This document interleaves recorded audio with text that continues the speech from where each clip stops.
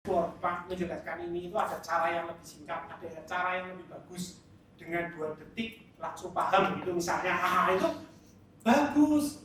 Yang semula mengajarkan harus ya mungkin karena kita perlu butuh waktu kadang-kadang di satu sisi. Kadang-kadang kita berhadapan dengan 2 dilema. Pengen pembelajaran sing penuh dengan improvisasi tapi dibatasi oleh waktu, bener nggak? Iya. Pengennya kan beragam. Pengennya itu kalau namanya project based learning. Kalau itu pernah dengar kan? Ada PBL, ada project based learning. Pengennya itu menghasilkan produk, ada projectnya, mereka ada aktivitasnya. Saya beri catatan ya. Pada konteks tertentu, mungkin maybe project itu bagus. Jadi anak-anak dihadapkan pada real problem, kemudian menghasilkan produk begitu. Tapi kalau di konteks matematika, itu ada karakteristik khusus yang menurut saya tidak boleh terjebak ke sana. Sebab ada pertimbangan itu. Aktivitasnya satu proyek saja untuk satu pertemuan itu kan menurut saya waktunya terbuang banyak. Jadi waktu itu juga perlu untuk kita pertimbangkan dalam mendesain pembelajaran. Nah, kan misalnya, jadi kan mengajarkan luas itu pakai ini namanya pendekatan simulasi. Kalau tadi itu menggunakan alat peraga real. Nah, kalau pakai simulasi itu coba begini. Membelah lingkaran jadi sekian banyak. Itu pakai ini aja. Tidak? Terus kalau mengubah lingkaran menjadi persegi panjang, ada ini.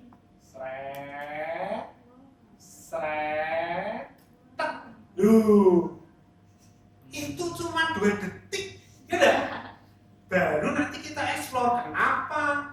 Akhirnya dari sini Bapak Ibu bisa ketemu PR kuadrat. Jadi cerita PR kuadrat itu hanya dari seperti ini. Tapi coba dulu pada saat saya belajar PR kuadrat pakai kayak gini enggak? Nah, itulah pentingnya kita melakukan riset. Jadi di masing-masing prodi termasuk pendidikan matematika terus aja akan ada riset. Ini juga termasuk hasil riset mestinya. Dan itu mahasiswa-mahasiswa kita yang harus kita dorong untuk melakukan inovasi. Coba diberi challenge. Bagaimana caranya mengajarkan ini dengan efektif gitu. Jadi kita mesti harus memberikan berbagai variasi, kemudian inovasi agar mereka itu bisa menemukan ternyata syukur lagi kalau misalnya itu hasil karya dari mahasiswa sendiri gitu ya. Mahasiswa bisa menemukan sendiri. Tapi kita juga perlu lihat ya inovasinya, konstruksi konsepnya, kemudian efektivitasnya dan seterusnya. Jadi ternyata ini tuh kalau pakai simulasi sangat mendukung sekali. Kadang-kadang kan kita punya jadi gambar itu bisa menceritakan 1000 kata satu gambar gitu ya. Jadi gini, bahkan ada namanya proof without word. Artinya apa? Membuktikan tanpa kata-kata. Cukup lihat gambarnya saja mereka jadi paham. Yakin, bener. Nah kalau seperti itu kita ngobrol berbusa-busa tapi tidak pernah menunjukkan konstruksi yang representasi yang lebih faktual, tentu akan pendalamannya akan kurang. Nah, jadi sebenarnya ada banyak pendekatan. Ini kalau dilanjutkan, sudah jadi persegi panjang, gitu ya. Semakin kecil perpotongannya, kemudian semakin kecil perpotongannya, kemudian kita bisa bentuk persegi panjang. Itu kalau jadi bentuk persegi panjang, perhatikan, coba. Nah ini kita sekarang itu, coba kita lihat. Ini tuh ini dulu berapa panjangnya? Saya informasikan dulu. Ini lingkaran, jari-jarinya L. Ini, gitu ya. Jadi lingkaran ini jari-jarinya L. Sekarang kelilingnya berapa? Ya ini. Ya enggak? Kan sudah kita tunjukkan menggunakan penjelasan ini tadi. Apa? Kelilingnya 2 kali Pi kali R. Benar enggak? Iya. Nah sekarang kalau keliling itu segini. Betul enggak? Berarti kalau yang bagian separohnya, ini perhatikan. Tadi kan ini yang, tadi konstruksinya yang orange sebelah kiri, biru sebelah kanan, terus disatukan begini. Ya enggak? Bagian kiri itu panjang yang orange ini. Ya enggak? Yang kanan itu yang biru. Artinya ini itu panjangnya berapa? Setengah keliling. Ya enggak? Kalau setengahnya ini apa? Ya kalau keliling itu 2 Pi kali R, setengahnya keliling berarti Pi kali R. Betul enggak? Iya. Karena ini Pi kali R, yang ini panjangnya R, maka luasnya adalah Pi kali R kali R. Itulah Pi R kuadrat. Sedemikian singkatnya anak memahami Pi R kuadrat kalau kita tahu konstruksinya, betul enggak? Iya. Tapi itu Bapak Ibu guru di kelas, kalau tidak kita tunjuk, kita eksplorasi itu di depan Bapak Ibu guru, kadang-kadang cara kita belajar yang dulu itu kan berbeda dengan yang sekarang. Nah itu pentingnya inovasi penelitian dilaksanakan di dalam pembelajaran di semua bidang, termasuk di matematika. Makanya betul riset tentang pembelajaran matematika itu harusnya berorientasi pada inovasi-inovasi seperti ini. Kalau itu terus terang, saya itu dulu belajar tentang Pi R kuadrat juga nggak kayak gini. Benar. Benar produk. Saya dulu pas belajar mengenal Pi juga saya paham ada konstruksi begini. Dulu seingat saya guru saya sudah nggak begitu. Kasih tahu aja. Tapi ya kemudian kan kita melakukan eksplorasi, kemudian kita perdalam.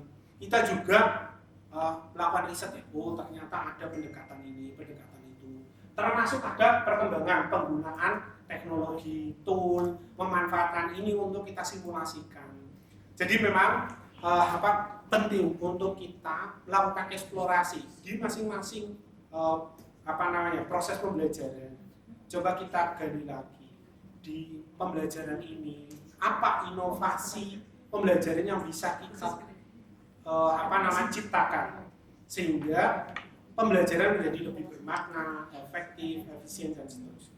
Ya baik, ini contoh bagaimana di kasus lingkaran. Nah sekarang mungkin agak lebih maju sedikit gitu ya. Kalau ketika kita belajar tentang segitiga misalnya, ini kalau segitiga Bapak Ibu kenal sudah kan? Lingkaran. Kalau eksplorasi pada segitiga itu kalau di dalam pembelajaran matematika itu namanya bidang datar. Bidang datar itu dari segi n, kalau secara umum segi n. Tapi yang paling sederhana adalah segitiga, karena tidak ada segi dua. Nggak bisa kebetul. Kalau segi 4 ada, segi 5 ada, segitiga ada tapi segi 2 tidak ada. Ya, maka pertama kita juga perlu memperkenalkan karakteristik yang unik dari segitiga itu apa. Biasanya itu kalau di SD mengenalnya segitiga dan segi 4. Terus nanti jenis-jenisnya, pengertian dan macam-macam jenis-jenisnya. Nah, sekarang saya ingin sampaikan dalam pembelajaran konteks pembelajaran matematika, mengenalkan segitiga itu bentuknya akan berupa apa? Alat peraganya berupa apa? Apa ya? Dulu belajar segitiga itu pakainya alat apa? Tapi sebelum lanjut, saya akan pertanyakan satu pertanyaan mungkin menarik. Kalau Bapak Ibu diminta untuk menentukan model yang paling tepat bagi suatu lingkaran. Jadi kalau saya itu lingkaran di matematika itu sebenarnya konsep. Ya, konsep lingkaran itu yang tepat berupa begini ataukah begini. Mana yang disebut lingkaran? Ya, contohnya misalnya gini, Bapak Ibu kan tahu koin ya, tahu juga cincin. Nah, lingkaran itu model yang tepat itu berupa koin ataukah cincin? Iya saya. Apa bedanya? Satu berisi, satu enggak berisi. Ya, kalau koin itu ada tidak bolong, gitu ya. Tapi kalau cincin itu berlubang. Nah, terus model lingkaran yang tepat itu yang dimaksud lingkaran itu bentuknya akan cincin ataukah koin? Koin. Kenapa koin? Coba alasannya boleh? Silakan. Oh. Enggak expert. Ya apa-apa. Ya karena ada ininya apa kelihatan gitu. Kelihatan apanya? Lingkarannya. Kalau cincin kan nggak kelihatan. Oh, kalau cincin itu Gimana ya? Coba yang pakai. Soalnya nggak ada contohnya. oh, udah ada contoh. Oh, butuh ada yang Cincinnya Pak Haji itu loh. Pak Haji cincin dulu. Gitu. Jangan Nah, nanti Ada namanya loh. terus koin. itu koin. Kalau itu koin ya. Pinjam dulu bahan. Sampai nggak bisa dilepasin. Karena ada ininya loh. Ya, terus yang mana? Yang lingkaran itu yang cincin ataukah yang koin? Ini. Apa itu? Cincin. Yang cincin. Iya. Alasannya kenapa? Enggak ada alas. Boleh. Gak ada alasnya. Enggak ada. Gak ada tengahnya. Iya. Ya. Udah dimarahin. Iya deh. Terima kasih. Ya. Makasih Pak. Ya, tapi ini. Dipakai aja Bu Ani tadi. Ya. Jadi pertanyaan itu kadang-kadang ini juga tidak secara tepat dijawab oleh para mahasiswa, termasuk juga di beberapa guru. Persepsi mereka karena yang terbawa ketika belajar itu lingkaran kan ini, sehingga membedakan satu konsep dengan yang lain. Itu contoh dan bukan contoh itu kan dari pengertian. Nah, kembali ke definisi atau konsepnya lingkaran itu apa? Kalau kita baca di pengertian, lingkaran itu tempat kedudukan titik-titik yang berjarak sama dari satu titik tertentu. Jadi satu titik tertentu ini namanya titik pusat. Nah, berjarak sama ini jaraknya R, terus sama semua itu ini ke sini gitu ya. Nah, lingkaran gini. Nah, titik-titik yang berjarak sama dari satu titik ini, inilah kedudukan lingkarannya. Nah, kalau yang di sini termasuk lingkaran apa bukan? Di sini, di tengah-tengahnya. Bukan, karena ya nanti jaraknya tidak sama ini ya. Iya, jadi itu akan mengkonstruksi konsep lingkaran akan berupa apa? Cincin. Iya. Jadi yang namanya lingkaran itu betul cincin, tapi karena dari definisi pengertiannya. Karena pengertiannya itu kedudukan titik ini. Sehingga kalau ada orang menyebut titik P terletak pada lingkaran, itu bukan P-nya ada di sini, tapi yang namanya terletak itu ada di inilah di garisnya yang melengkung itu. Jadi yang namanya lingkaran itu garis lengkungnya itu. Nah, ya kalau yang ini disebut biasanya membedakan namanya daerah lingkaran.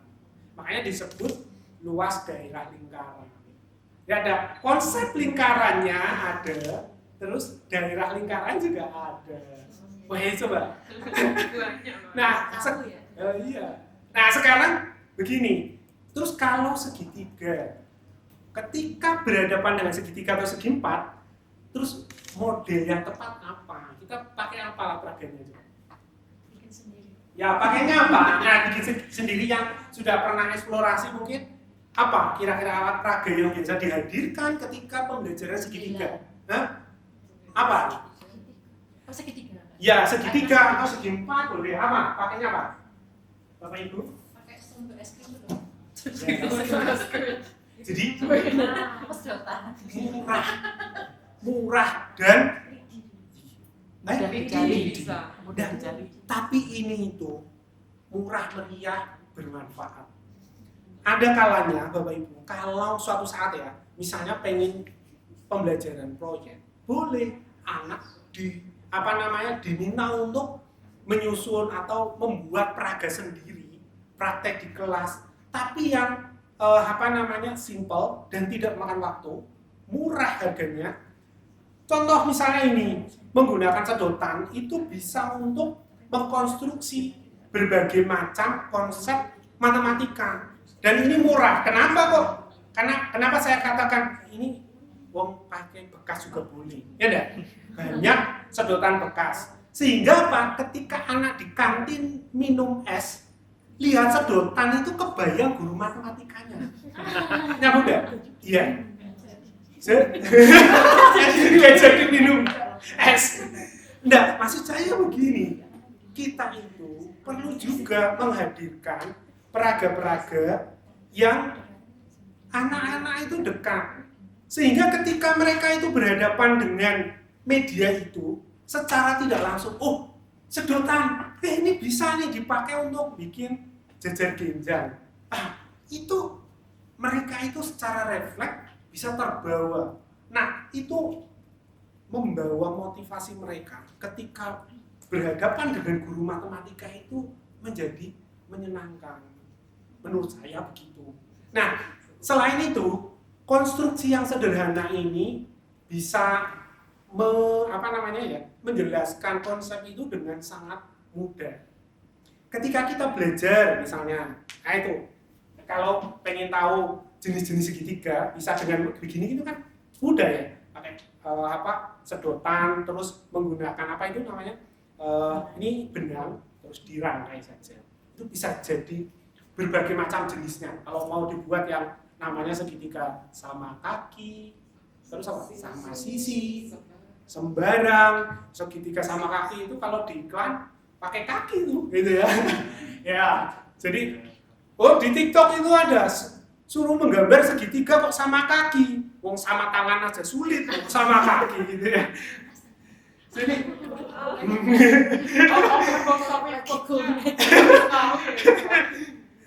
betul. Nah, tapi gini, ini itu salah satu produk menurut saya sederhana tetapi menarik untuk dihadirkan. Kita bisa menggunakan inovasi pembelajaran itu dari bahan-bahan yang sederhana, murah. Tahu kalau lihat gambar ini itu namanya apa? Ini namanya apa? Jajar ginjal. Kalau begini? Trapesium. Kalau begini? Apa? Kalau begini? Saya mau mencari. Trapesium itu. Trapesium bukannya gini tuh. Trapesium sama kaki itu, Pak. Oh iya, integrasi.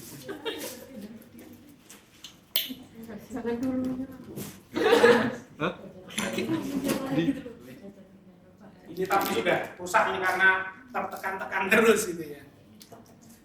Ini kalau bentuk yang seperti ini itu namanya apa? Ini tidak saya pisahkan gitu ya. Yang inilah satu bagian ini itu namanya apa? Segitiga. Nah ini loh satu yang bagian atas ini. Hah? Prisma. Yang ini namanya prisma. Ya prisma apa?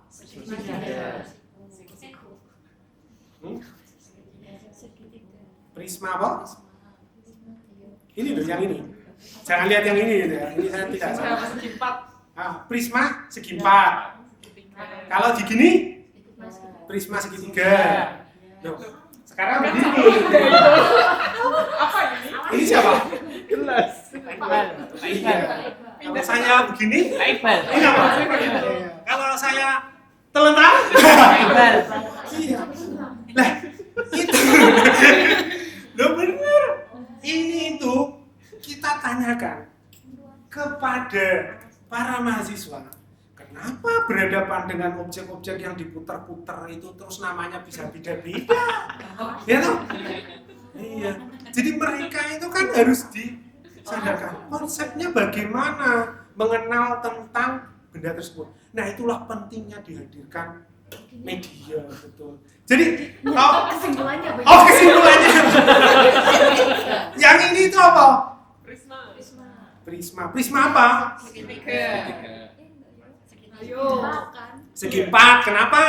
Bawahnya segi 4. Oh, segi 4. Kalau begini. Prisma terus segitiga. Ya, begini, konsep prisma itu antara alas dengan atas harus kongruen. Nah, kalau begini kan atasnya beda, ya enggak? Iya. Walau, nah itu bentuknya begini. Itu kan sering ya digambarkan kayak tenda, betul enggak? Ya kebetulan gambarnya tenda begini. Nah, kalau prismanya digambar begini kan nggak ada tenda yang begini gitu ya. Iya. Tapi konsep prisma itu antara alas dengan tutupnya itu harus kongruen. Terus ini kan ada sisi-sisi tegak namanya. Nah, prismanya itu nanti disebut berdasarkan bentuk alas dengan tutupnya. Jadi kalau yang ini berarti prisma. Iya, betul. Siku-siku. Nah, kalau gini betul. Untuk menyebut nama saja kadang-kadang bisa keliru. Sebab apa? Mereka tidak memahami konsep. Itu kalau begini, nanti bisa salahnya tadi apa? Prisma segi 4. Sebab alasnya segi 4. Karena apa? Mereka mikir alas itu harus di bawah. Bisa apa namanya? Mindset kita itu kan yang alas kayak tikar, ya enggak? Iya. Itu. Jadi nanti pada saat cerita tentang segitiga, itu kan nanti ada alas dan tinggi. Terus yang alas yang mana, yang tinggi yang mana? Nah, sekarang kalau segitiganya begini, terus alasnya mana? Ya enggak? Alas itu harus gambarnya begini, Pak. Kalau begini bukan. Iya. Jadi ini pentingnya menghadirkan alat peraga. Coba bayangkan Bapak Ibu, kalau kita harus gambar, itu butuh berapa kali gambar? Kalau ini kan cukup di begini-begini kan sudah bisa menghadirkan banyak segitiga, benar nggak? Iya. Jadi ternyata penggunaan media, walaupun itu ini mungkin konvensional kalau orang menyebut, betul nggak? Tapi ini tetap masih sangat relevan, penting untuk dihadirkan. Lah ini saya itu mengkampanyekan seperti ini ke Bapak Ibu guru, bahkan sampai level SMP, apalagi di SD. Nah itu yang tantangannya itu begini, guru di SD itu kan nggak semuanya itu backgroundnya dari matematika, sehingga ketika mereka memberikan dasar pembelajaran matematika, memang tidak bisa mengkonstruksi seutuh kalau mereka itu betul-betul belajar. Makanya ini menjadi challenge sebenarnya. Ada nggak di sini prodi PGSD? Oh iya. Nah ini kalau bagi teman-teman yang di prodi PGSD ini menjadi tantangan. Sebab apa? Anak-anak kita itu kan basic science-nya itu kan dari SD sebenarnya. Kalau TK itu kan mulai bermain. Mulai SD itu mereka mulai mengkonstruksi banyak konsep dari semua mapel. Betul enggak? Iya, walaupun SD itu konteksnya bermain sambil belajar. Iya, tapi itu perlu hati-hati. Salah guru dalam memberikan konsep itu bisa berdampak fatal menurut saya. Nah, itulah kenapa saya itu membaca satu satu WA dari Pak Dekan pagi ini. Tadi terus beliau itu kebetulan salah satu pakar kurikulum di Indonesia. Kelihatannya saat ini itu pemerintah sedang merekonstruksi kurikulum yang ada. Walaupun nggak disebut akan ada kurikulum baru, iya. Sebab apa? Perbaikan terhadap kurikulum itu memang butuh untuk kita tinjau terus. Kurikulum perguruan tinggi juga, wah itu perlu untuk ditinjau. Ini saya kemarin itu seharian ngoprek kurikulum prodi. Oh itu kita harus terus dilihat relevansinya, kemudian kesesuaiannya dengan kesiapan lulusan, capaian lulusan mahasiswa. Nah kembali ke tadi ya, salah satu quote-nya Prof. Edi Cahyono itu, beliau itu baru saja diskusi tentang kurikulum di tim pengembang kurikulum nasional. Kelihatannya akan melihat kurikulum di Indonesia itu dibandingkan benchmark dengan yang di luar. Terutama apa? Yang beliau cantumkan itu, beberapa sekolah swasta di Indonesia itu sudah mengadopsi kurikulum Cambridge. Benar tidak? Jadi pakai A-level di sekolah-sekolah, terutama yang sekolah internasional misalnya, itu sekolah-sekolahnya sudah kayak misalnya gini, itu kan sebenarnya koyo ora percaya sama kurikulum di Indonesia. Itu saya itu kadang-kadang yo mikir, tapi jujur nih, kalau saya amati buku-buku pelajaran di sekolah kita yang di nasional, itu terutama kayak misalnya BSE, mohon maaf ya, kalau kita lihat itu memang agak beda dibandingkan dengan buku-buku yang diproduksi di luar negeri. Kenapa Indonesia tidak berinvestasi untuk menyiapkan sumber belajar yang terbaik untuk siswa-siswanya? Ini termasuk bagian dari saya mungkin kritik, tapi tidak apa-apa lah, pokoknya dimanapun saya sampaikan suara ini. BSE kita itu buku-bukunya itu sudah berkali-kali diproduksi, tapi kok seperti itu saja. Loh, di Singapura itu kualitas buku-buku SMA-nya bagus-bagus sekali. Saya itu sampai luar biasa, di Singapura itu mempersiapkan buku-buku SMA-nya luar biasa. Di luar negeri itu loh, mempersiapkan buku SMP, SMA itu betul-betul teliti, cermat sekali. Kita itu mohon maaf, saya melihat buku-buku BSE kok begini-begini terus itu ya. Ini perlu ada kita terus bersuara ya, kalau bisa ya berkontribusi begitu. Termasuk juga konstruksi kurikulum. Nah ini kebetulan di teman-teman guru prodi pendidikan matematika. Saya kemarin itu diskusi dengan Bapak Ibu guru. Pada saat saya diskusi tentang himpunan, sebelumnya belum himpunan, saya itu cerita tentang peluang. Untuk menjelaskan tentang peluang, jadi kombinatorika, peluang dan sebagainya, itu kan konsep dasar untuk belajar peluang itu adalah tentang himpunan. Lah, ironisnya materi himpunan di kurikulum baru yang kemarin itu dihilangkan. Betul, itu guru-guru SMP itu mengeluh. Nah, nanti ini Bapak Ibu yang di prodi lain, silahkan nih dicermati kurikulum yang ada di sekolah. Kita juga memberikan kritik terhadap konstruksi kurikulumnya. Saya termasuk saya sampaikan, walaupun saya tidak bisa bersuara sampai ke sana, tetapi ketika ada kesempatan saya sampaikan, walaupun itu dengan teman-teman guru. Sehingga apa? Bapak Ibu guru kita itu melakukan refleksi. Oh iya, itu penting. Contoh ini yang agak lebih jelas itu ya. Ketika guru harus mengajarkan fungsi. Kalau fungsi itu harus belajar dari relasi itu harus dari himpunan. Lah kok himpunannya nggak diajarkan? Itu konstruksi kurikulum yang seperti apa? Kok bisa begini? Ini saya sampaikan begini. Maka di prodi lain, silahkan deh, coba cermati kurikulum di sekolahnya. Itu juga harus menjadi refleksi kita. Nanti coba didiskusikan. Ada enggak kurikulum yang konstruksinya masih kurang atau bisa kita kembangkan? Kalau perlu, kita benchmark ke kurikulum di luar negeri yang bagus.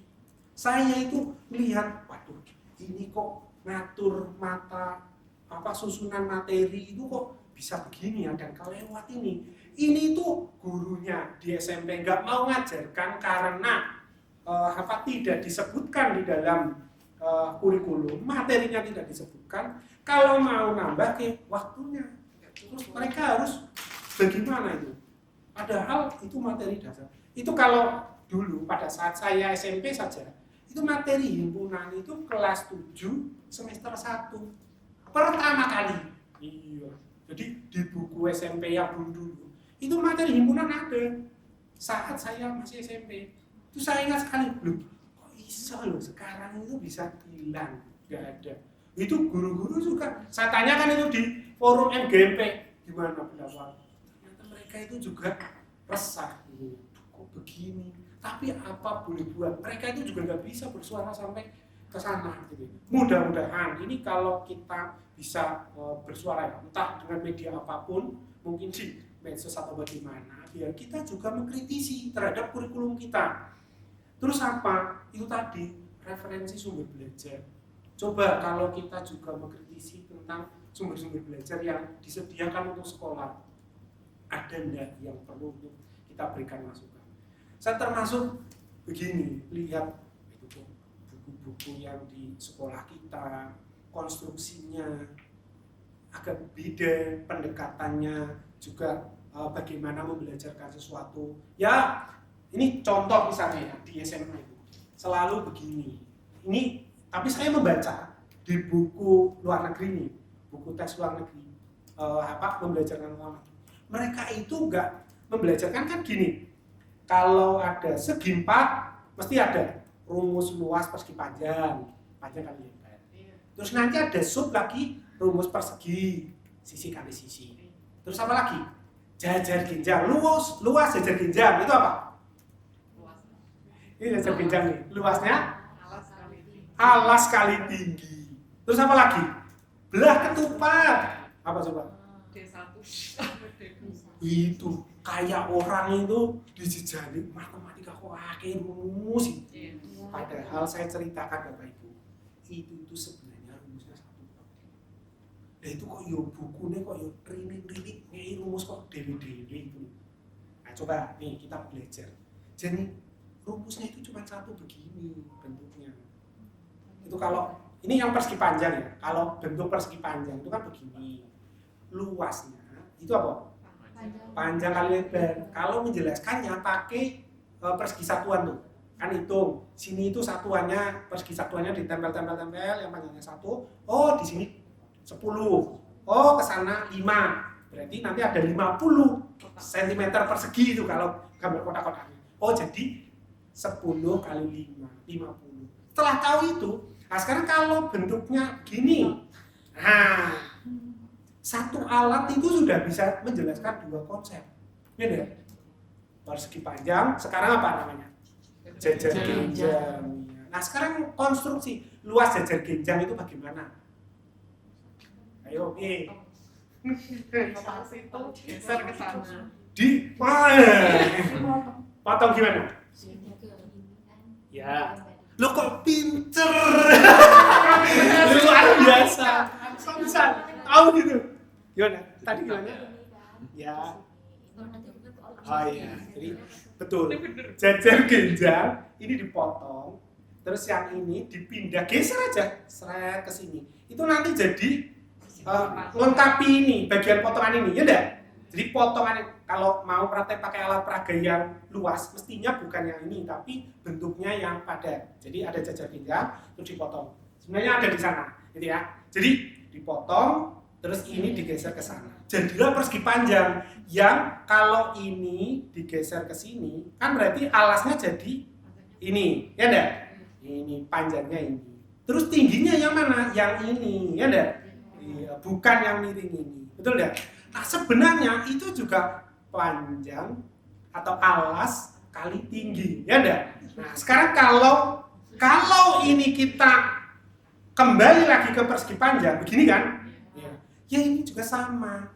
Ini tuh alas kali tinggi, ya enggak? Ya sudah. Berarti hanya nama saja berbeda. Satu disebut panjang kali lebar, yang satu pakai alas kali tinggi. Dua-duanya itu sama kok, ya enggak? Iya. Jadi prinsip alas kali tinggi dengan tinggi itu tegak lurus dengan alas itu sebenarnya menjadi prinsip utamanya. Nah sekarang kalau bentuknya tidak seperti ini, misalnya apa? Belah ketupat. Itu kalau belah ketupat tadi disebut apa? Setengah kali D1 kali D2. Itu sebenarnya konstruksinya masih sama. Itu apa? Alas kali tinggi. Jadi semua segi 4 yang masih di bawah jajar genjang sebenarnya. Ini formulanya satu, yaitu apa? Alas kali tinggi. Ya, yang belah ketupat pun begitu. Nah, ini masalahnya di buku itu saya belum lihat yang di Indonesia itu konstruksi konsepnya demikian. Sehingga kalau di luar negeri itu nanti ada bentuk namanya diagram keterhubungan segi empat. Jadi dimulai yang paling atas apa? Segi panjang. Hah? Yang paling atas itu apa? Masih ingat nggak? Cari diagram. Kalau segi empat itu dalam bahasa Inggris quadrilateral. Pakai quadrilateral. Kalau Ibu mau cari search di Google, pakai image saja, cari image quadrilateral diagram. Nanti ketemu gambar ini. Gitu ya. Tapi saya hampir belum menemukan bentuk ini di buku-buku di Indonesia. Sehingga yang di atas itu bentuknya apa? Coba? Bukan. Yang paling atas sendiri itu bentuknya apa? Jadi segi empat yang paling umum itu, gambar yang di situ, yang di paling atas itu apa? Jadi nanti akan lihat ini.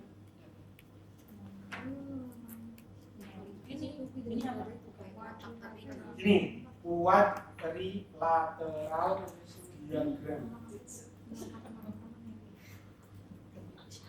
Nah, ya pakai inilah.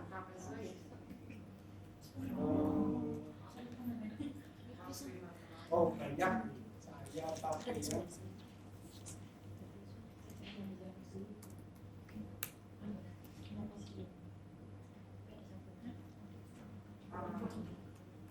Pakai yang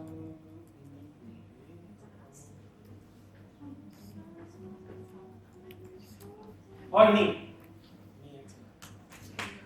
Oh iya, sampai jam berapa nih? Oh iya, 1 menit lagi.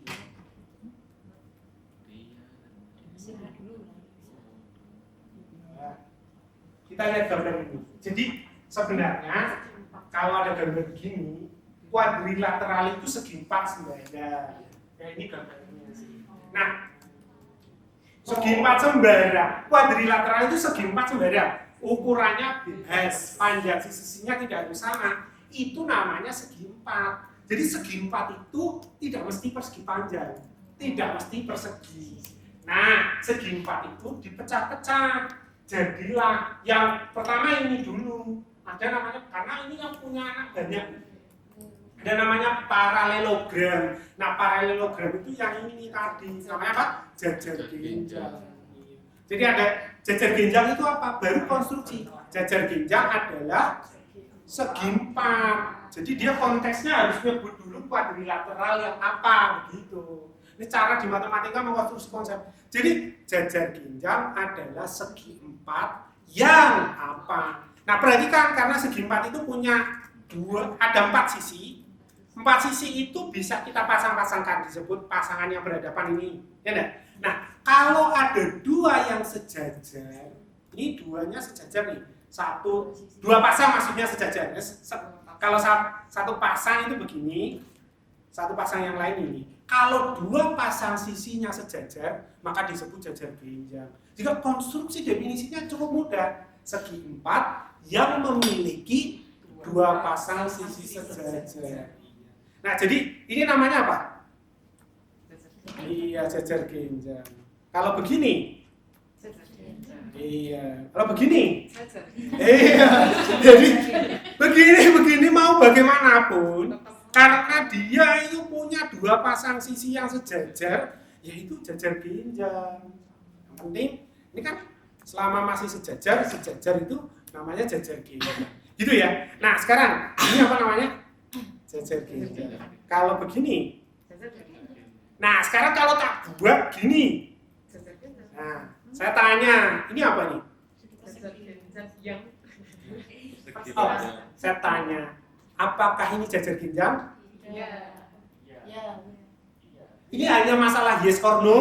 Yes. Surga neraka. Yes. Surga. Nah, maksudnya gini. Jadi ini itu kalau di matematika disebut berpikir kritis.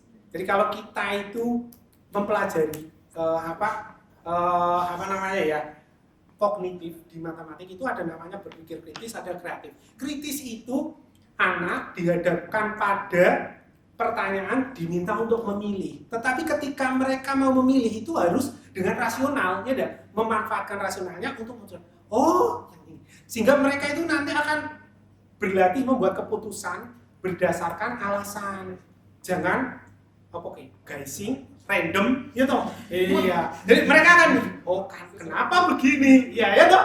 Iya. Jadi pemilihan atau penentuan keputusan itu juga perlu dilatih. Sebenarnya kalau di dalam pelajaran matematika paling bagus Bapak Ibu guru itu dilatih untuk mengkonsumsi pertanyaan. Itu juga penting.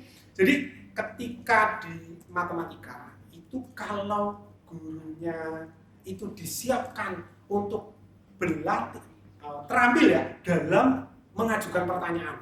Nah, itu ada namanya pertanyaan kognitif. Pertanyaan kognitif adalah pertanyaan yang mengarah pada terbentuknya suatu konsep. Mulai tadi ini tuh jajar ginjal atau bukan? Kalau yang ini ya, kalau yang ini ya, kalau yang ini Iya. ya akan kembali ke aturan. Nah ini jawabannya kan ada yang iya ada yang tidak. Iya. Bagi yang jawab tidak itu karena dia sudah terkonstruk pengertian persegi panjang. Ya dah? Itu bukan, itu namanya persegi panjang, Bu. Kan begitu toh? Anak di SD, di SMP itu bisa begitu. Iya. Nah, sekarang kita jelaskan. Pertanyaannya akan kembali ke pengertian. Nah, ini pentingnya kita menekankan pengertian atau definisinya. Definisinya jajar ginjal itu kalau dia segi empat. Segi empat bukan? Iya. Memiliki dua pasang sisi sejajar ya?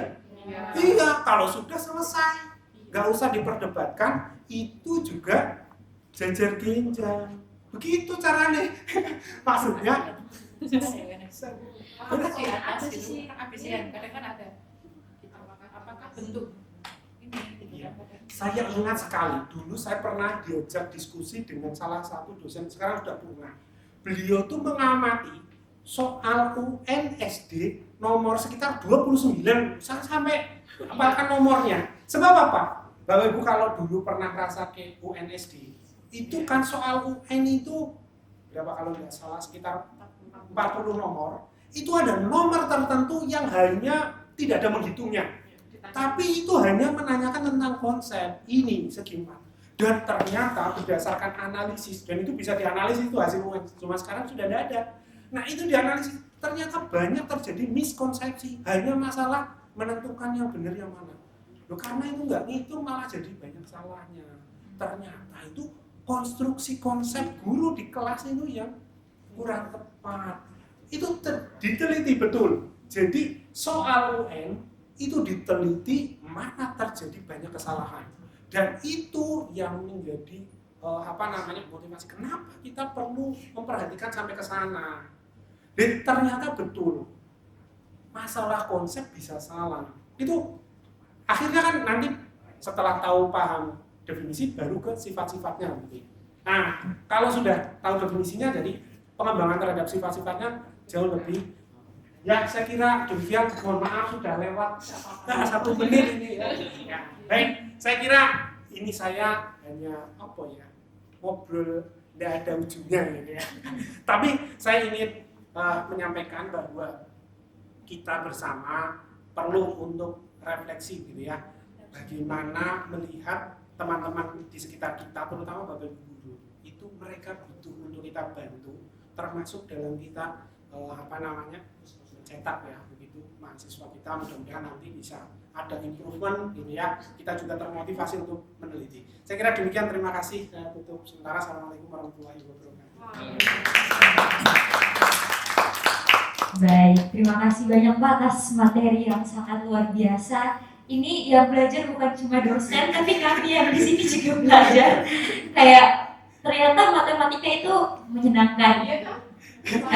Tapi waktu zaman saya enggak, Bu. Di sekolah saya enggak, Bu. Oke. Jadi Bapak Ibu, setelah ini kita isomat lebih dahulu. Nanti untuk makannya kita ada di resto di lantai bawah. Nanti kembali lagi ke ruangan di pukul 1, Bu. Oke, baik. Nanti kembali lagi ke ruangan sini jam 1 siang. Oke, terima kasih. Selamat beristirahat. Masa Bapak Ibu ke musik.